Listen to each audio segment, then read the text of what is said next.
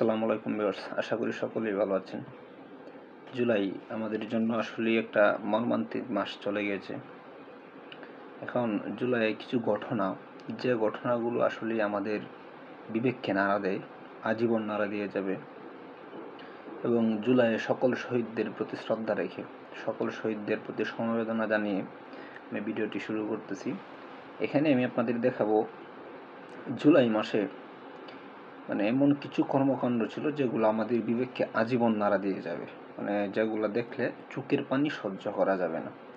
আসলে একটু ধৈর্য ধরে ভিডিওটা দেখি আসলে জুলাই কি কি কারণে আমাদের মাননীয় প্রধানমন্ত্রীর পতন বা পদত্যাগ যেটাই হয়েছে, হবে না কেন বা হইলেও কেন হয়েছে, এটা আমি সুন্দর করে আপনাদের দেখিয়ে দিব। স্ক্রিনে দেওয়া আছে। শুরুটা হয়েছিল এখান থেকেই, আবু সাইদকে দিয়ে এই শুরুটা হয়েছিল।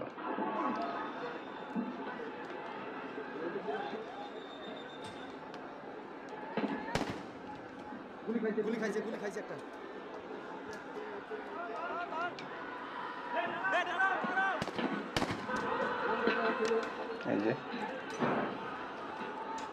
আবু সাইদ এই গুলিটা খাওয়ার পরেই সারা দেশেই খেলা শুরু হয়ে গেছিল।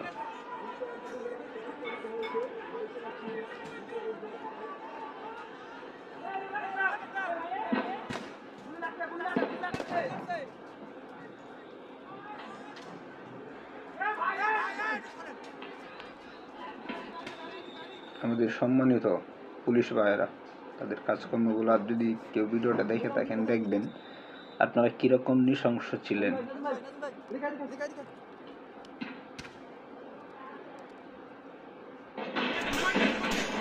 ইয়ামিনের লাশ, এখানে মূলত ইয়ামিনের লাশ ছেলেটা ওই দিন কিন্তু রোজা রেখেছিল। ইয়ামিন ওই দিন রোজা রেখেছিল, যখন পুলিশ ওকে ছেলে দিয়েছে তখন ও কিন্তু জীবিত ছিল। এরপরে দেখুন পুলিশের কর্মকাণ্ড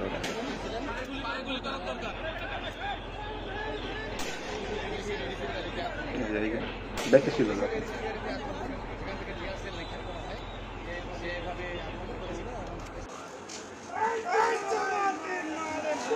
বিউপিতে চাকরি করত।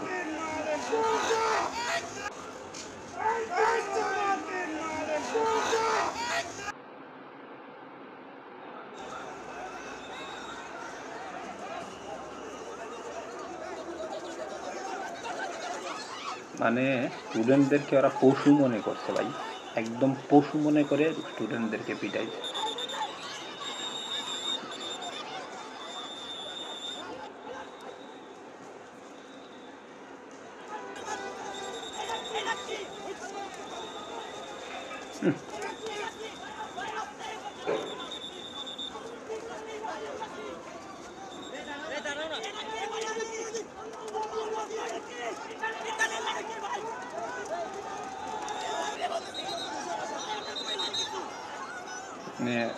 পুলিশদের প্রতি আমাদের কেন এরকম ঘৃণা, বা কেন এখন পুলিশ দেখলে রাস্তায় মানুষ কেঁপে যায়, এটার কারণ যারা পুলিশ ভাইরা যদি থাকেন তাহলে ভিডিওটি দেখবেন।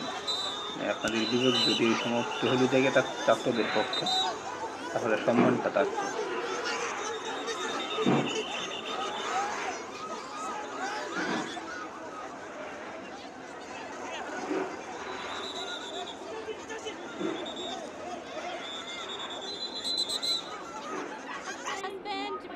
থেকে 18 তারিখ ট্রেনিং শেষ করে আসতেছি, নিয়ে যাবে হচ্ছে বোটবাজার। যাওয়ার পথে আমাদেরকে ফোন দিয়ে বলছে যে উত্তরাতে খুবই গ্যাঞ্জাম। এর ভিতরে তার ফোন অফ থাকার পরে তার কিছুক্ষণ পরে আবার ফোন দিয়ে বলছে যে আমাকে পুলিশ অ্যারেস্ট করছে। আমার হাতে আমার পাসপোর্ট ছিঁড়ে ফেলছে, পাসপোর্ট টিকিট থাকা সত্ত্বেও আমাকে রাস্তায় ফেলে পিটিয়ে আমার হাত ভেঙে ফেলছে। এই কথা শুনে আমরা আসছি, আসার পরে থানা আমাদেরকে কোনোভাবে দেখা সাক্ষাৎ করতে দেয়নি। উত্তরা পূর্ব থানা। আমরা রাত্রে 3টার দিকে একবার গিয়েছিলাম বিকালে, আবার রাত্রে 8:30টার দিকে গিয়েছি, আবার রাতে 1:30টা বাজে গিয়েছি। যার পরে তারা কোনোভাবে দেখা সাক্ষাৎ করতে দেয়নি। আবার বলছে 40,000 টাকা নিয়ে থানায় যাওয়ার জন্য। ঠিক আছে, তাহলে 40,000 টাকা হলে তারা ছেড়ে দিবে সকালে। আমরা টাকা নিয়ে থানায় যাওয়া সত্ত্বেও আমাদেরকে কোনোভাবে অ্যালাউ করা হয় নাই। প্লাস আমার শাশুড়িকে, সে তো সঙ্গে এখন এখানে নাই, এমন বাড়ি দিছে এইখান থেকে এই পর্যন্ত তার একবার জখম হয়ে গেছে। পুলিশ। এই অভিশাপগুলাই মানে পদত্যাগ করতে। এই যে মায়েদের কান্না, আহাজারি, ছোট দোকান করে বন্ধ করে এগুলা বাসায় কি চলে চাইলেই যেতেছে। সম্ভব? এই যে জয়কালী মন্দির থেকে ওরা গাড়িতে ভরে আলাইছে। দেখেন আরেকটি কর্মকাণ্ড দেখেন। One of the best moment ছিল পুলিশদের প্রতি এই ছেলেটার সাহসিকতা।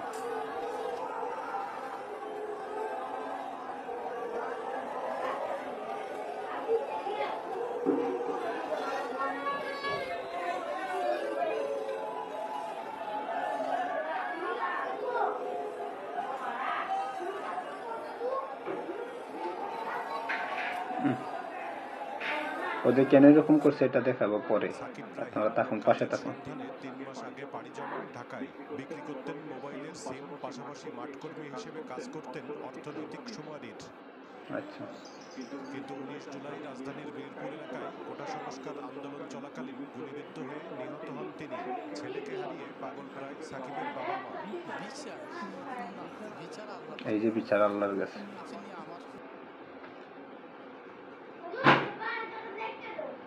আহাদ, তার নাম আহাদ। ঢাকা যাত্রাবাড়ি রায়েরবাগের একটি ভাড়া বাসায় এই ঘটনা ঘটে। কোটা সংস্কার আন্দোলনকারীদের সঙ্গে পুলিশের ধাওয়া পাল্টা ধাওয়ার সময় নিজ বাসার বারান্দায় মা বাবার সঙ্গে দাঁড়িয়েছিল শিশু। ওই অবস্থায় তার উপর গুলি চলেছে অনেকবার। আপনারা দেখেছেন রিয়া গোপ তার বাবার কোলে গুলিবিদ্ধ হয়েছে। আরেক শিশু সে তার চোখ দিয়ে গুলি ঢুকেছে, মাথার পেছন দিয়ে বেরিয়ে গেছে। জিজ্ঞেস করলো সে কোথায় ছিল, তার বাসায় ঘরের ভেতর জানালা দিয়ে বাইরে তাকিয়েছিল। এই তার অপরাধ। কোর্টে অপেক্ষা বাবাকে এক নজরে দেখার। মায়ের অভিযোগ, মিরপুর 10 নম্বর থেকে 19 জুলাই আটক করা হয় হাওলাদারকে। উনি প্লেন বসানো পায়, ঠিক মতো হাঁটতেও পারে না, বাতের মতো চালায়, রাইতে কান্না করে, অনেক ঘুমায় না, বাবা করে কান্না করে দৌড়ায়। বৃদ্ধা রমেশা বেগমের ছেলে বাবু, ঘরে তার সন্তান সম্ভবা স্ত্রী। এমন সময়ে নাশকতার মামলায় আটক তিনি। ছেলেকে দেখার আশায় আদালত প্রাঙ্গণে মা রমেশা। এই যে মায়েদের কান্না, এগুলো মানে বৃথা গেছে না। মায়েদের কান্না কখনো বৃথা যায় না। শুধু এরাই নয়, মোহাম্মদপুরের নয়ন, গাজীপুরের এনামুল সহ অসংখ্য মানুষের পরিণতি প্রায় একই। পরিবার নির্দোষ দাবি করলেও সবাই আটক সাম্প্রতিক সহিংসতার মামলায়। রাস্তায় হাঁটতে গেছিল দেখার জন্য গেছিল, পরে ধরে নিয়েছে। বাদামতলি কাজ করতেছিল, এই কাজের অবস্থা থেকে নিয়ে আসছে। হ্যাঁ, অভিযোগটা দিয়েছে সে নাকি এই যে কোটার আন্দোলনে সে নাকি পাথর নিক্ষেপ করছে মানুষের মাথার পিছনে বের হয়ে এই যে দেয়ালের মধ্যে লাগে। এগুলা ভাই মেনে নিতে পারতেছে বাবা।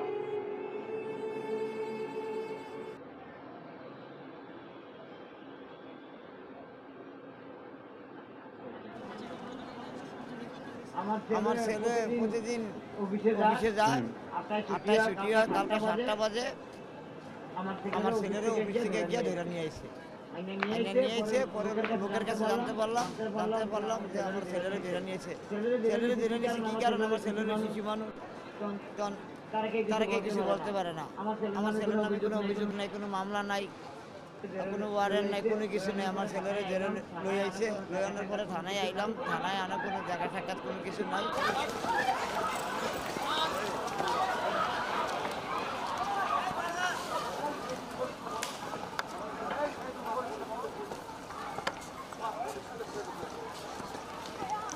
সিভিল ড্রেসে পুলিশ কি করতেছে আপনি দেখেন, মানে কিভাবে ধরছে ছাত্রদের। মানে ওরা ভাবছিল যে ওরা আজীবন থাকবে।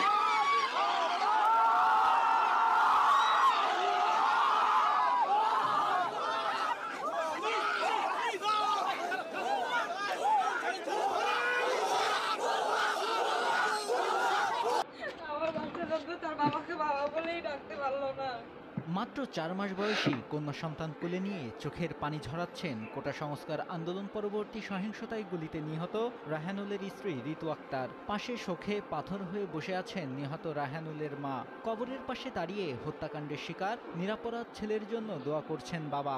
রায়হানুলের বাড়ি কুড়িগ্রামের উলিপুর পৌর শহরে। প্রত্যক্ষদর্শীরা জানায়, গেল 19 জুলাই ঢাকার বাড্ডা এলাকায় জুম্মার নামাজ শেষে রাস্তায় বের হয়ে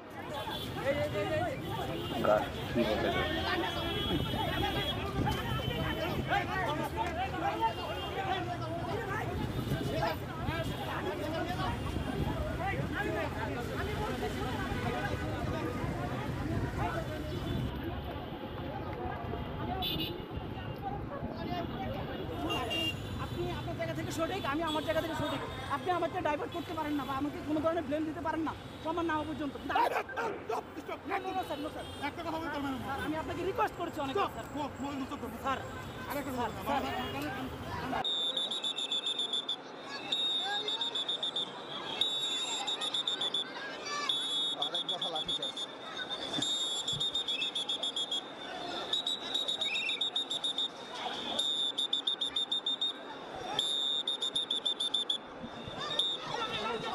আরো এক দফা লাঠিচার্জ।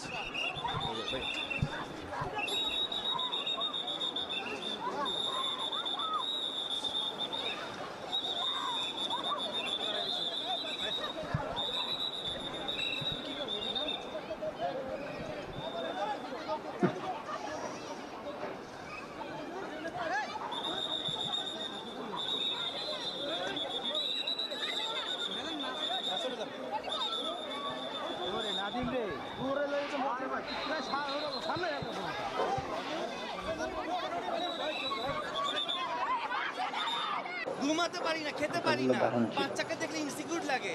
বারান্দায় বাচ্চা মারা যাবে, ছাদে মারা যাবে। বলে আমার ঢাকা শহরে কোথায় বাচ্চারা খেলবে? আমরা রাস্তায় নামবো, বাচ্চা বারান্দায় খেলবে না, ছাদে যাবে না।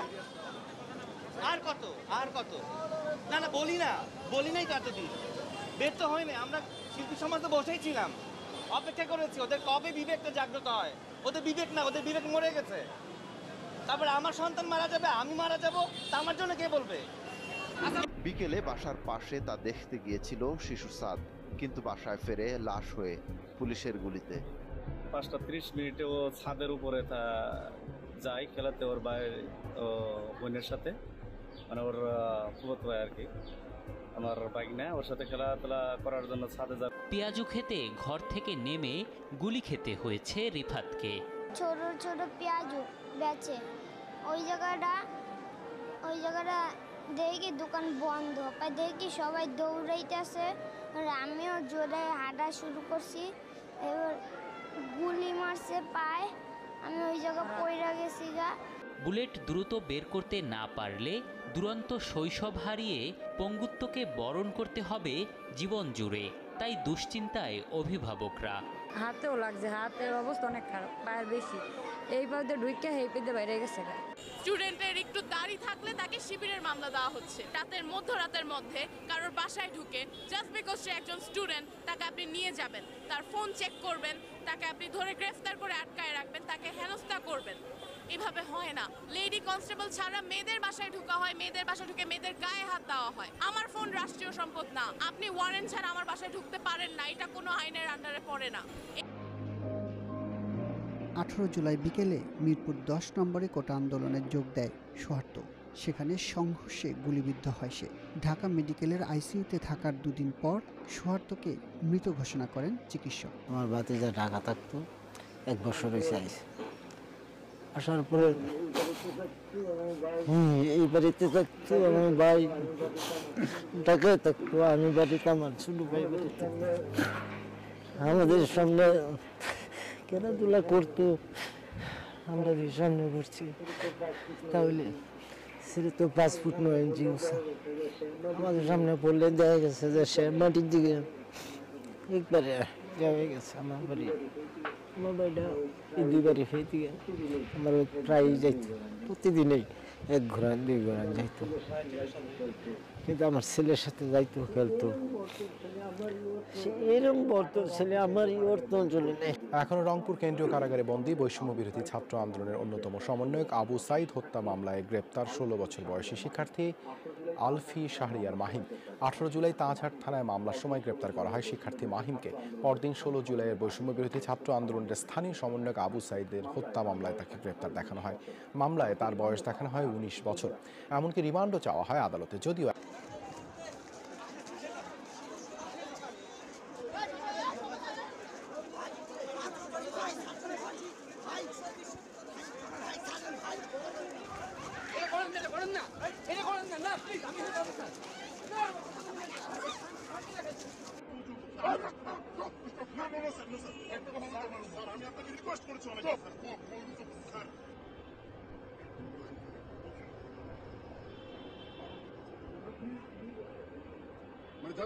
নিয়ে যাচ্ছে আর কি, আমি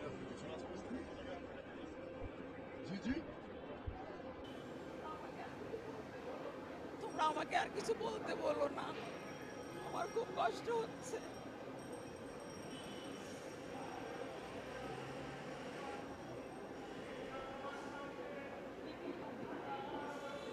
একটি স্বাধীন দেশ, কেউ কি দেখেছো মৃত্যু এমন? আমার বাবা নির্দোষ, মিথ্যা মামলা চলতো, রাজনীতি কোনো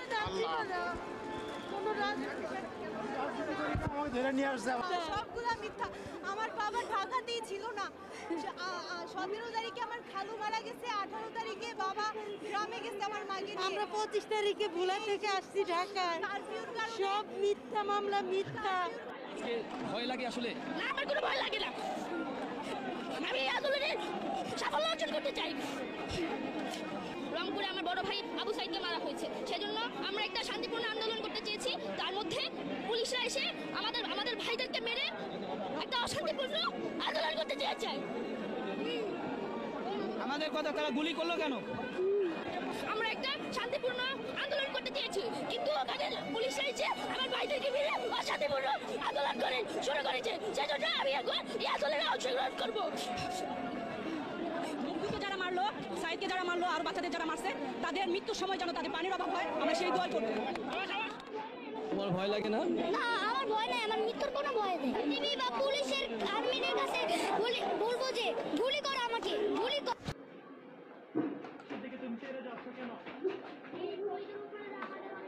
কেন আসছো? আমি এখানে আসছি আন্দোলন করতে। আন্দোলন করতে তুমি পারো? জি পারি। তখন দেখলাম পুলিশের দিকে তুমি তেড়ে যাচ্ছ কেন? জি, পুলিশের উপরে আমাদের অনেক রাগ। কেন রাগ কেন এত? আমার ভাইকে মারছে। তোমার ভাইকে মারছে? জি। এখন তুমি যদি মারা যাও এখানে আন্দোলনে এসে? মারা গেলে গেছি, ওদের গুলিকে আমরা ভয় পাই না। ওদের গুলি ভয় পাও না? না। তখন তোমার বাবা মাকে কে জবাব দিবে? আমার বাবা মাকে আমি গুলাই আসছি যে মরে গেলে আর দাবি রেখো না। তোমার আব্বু আম্মুকে কি বলছো? আমার আব্বু আম্মুকে বলছি মরে গেলে দাবি রেখো না। মরে গেলে দাবি রাখবেন এটা বলছো? তোমার আব্বু আম্মু জানে তুমি এখানে আসছো? জি। বাসা কোথায় তোমার? বাসা ঘাটার চর। ঘাটার চর। এত দূরে এখানে কিভাবে আসলে? এখানে গাড়ি দিয়ে আসছি। তুমি একাই আসছো? জি। এই যে এখানে বড় বড় মানুষ আন্দোলন করছে, গুলি করছে পুলিশে, এর আগে তো খবরে দেখছো না? দেখছি, আমার ভাইও তো গুলি খেয়ে মরছে। ভাই গুলি খেয়ে মরছে? জি। এখন এই যে তুমি এখানে যে আসছো, তোমার আব্বু আম্মু চিন্তা করতেছে না? না, আমার আব্বু আম্মুকে বলে আসছি। বলে আসছো? জি। এখন এখানে আন্দোলন করতে এসে তোমার যদি কিছু হয়ে যায়? হইছে। তখন তোমার বাবা মাও তো কান্নাকাটি করবে। করছে। আমার ভাইয়ের প্রতিশোধ আমি আগে নিব।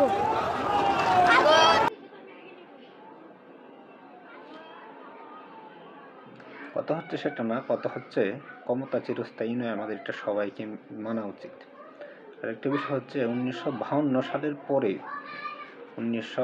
সালের পরে এই সর্বপ্রথম আরেকটি এমন একটা ঘটনা, এটা পৃথিবীর ইতিহাসে বিরল, যে ছাত্ররা গণ অভ্যুত্থান করে সরকারকে পদত্যাগ করানো হয়েছে। তাই এখন যে দলই ক্ষমতায় থাকবেন, অন্তর্বর্তীকালীন সরকার বলেন আর পরে নির্বাচন আকারে যদি কোনো দল আসেন ক্ষমতায়, আপনারা সবসময় ছাত্রদের নিয়ে একটু পরিকল্পনা করবেন। একটু না, মানে আপনাদের সব পরিকল্পনায় যেন ছাত্ররা থাকে। কারণ ছাত্ররা কি পারে কি পারে না তা 1971-এর পরে 52-র পরে 2024 এসে প্রমাণ করে দিয়েছে।